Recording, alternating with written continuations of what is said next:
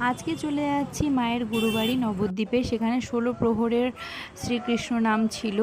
আর এই যে আমি বাসে উঠে পড়েছি, বাসে উঠেই দেখছি মা আমার জন্য নিয়ে এসেছে আম মাখা। সেটা বাড়ির থেকেই নিয়ে এসেছিল, আমি জানতাম না। তো আমি প্রথমেই আমার মাকে খাইয়ে নিলাম, তারপরে আমি নিজেও খেলাম।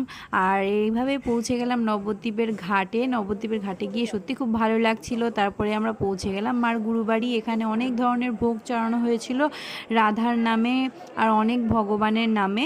আর দেখো এখানে কি সুন্দর একটা এই যজ্ঞের জায়গা রয়েছে। আর এই যে ইনি হলেন আমার মার গুরুদেব। ইনি বেশ দেখতে, আমি এনাকে দাদু বলেই ডাকি।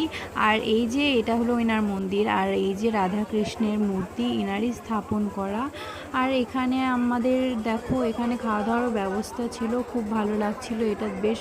কিন্তু যা গরম, তারপরে আমি একটু প্রণাম করে নিলাম, ঠাকুরের নাম